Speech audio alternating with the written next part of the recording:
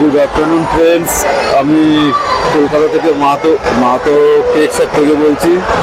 আপনারা জানেন যে আমরা এগলেস কেক বানাই, ডিম ছাড়া কেক বানাই। তো কেকেরই ভিডিও সম্ভবত ছাড়ি, বাকি অন্য ভিডিও ছাড়ি না খুব একটা, তবে দু একটা হয়তো ছাড়ি। তো এটা আমার খুব ভালো লেগেছে, সেই জন্য আমরা ছাড়লাম।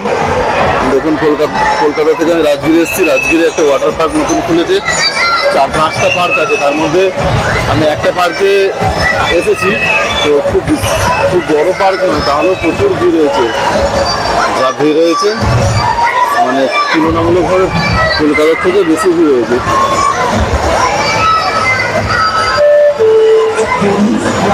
$500 টিকিট, খুব একটা টিকিট বেশি নয়।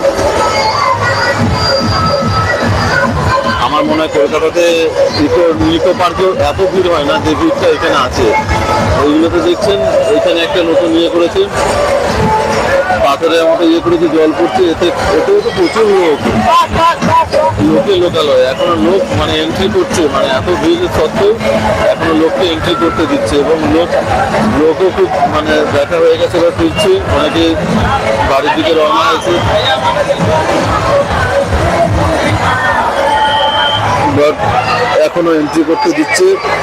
টিকিট খুব একটা বেশি নয়, $500 টিকিট, মানে তুলনামূলকভাবে কমই। $500 টিকিট, মানে 9:30 থেকে সন্ধ্যে 6টা অবধি। তো লোক সংখ্যা ধীরে ধীরে বেড়েই যাচ্ছে। আর এখানে $500 টিকিট, আর পাস থাকলে পাস ফ্রি হয়। যাই হোক, আমরা তো কলকাতা থেকে এসেছি, আমরা পাস কোথায় পাবো?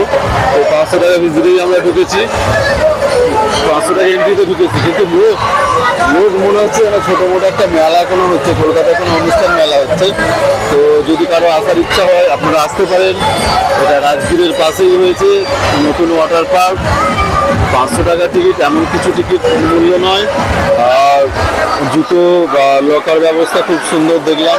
লকার সংখ্যাও প্রচুর, মানে লকার যথেষ্টমূলকভাবে অনেক বেশি, এবং এখানকার লোকেদের পরিষেবাও দেখলাম খুব ভালো। আমাদের টি শার্ট প্রবলেম হচ্ছিল, গিয়ে বললাম, সঙ্গে সঙ্গে চেঞ্জ করে দিল, বা দেখলাম খুব ভালো সিস্টেমগুলো দেখলাম খুব ভালো।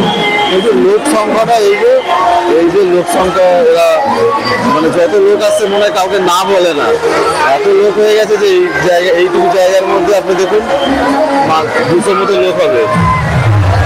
যাই হোক, এরপর আমরা অন্য জায়গার পথে রওনা দেবো। তো আমাদের খুব ভালো লেগেছে।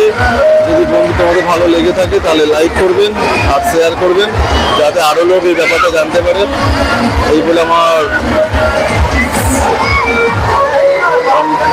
আমি আমার ফোন রাখলাম। আপনাদের মূল্যবান সময় দেওয়ার জন্য ধন্যবাদ। Thank you.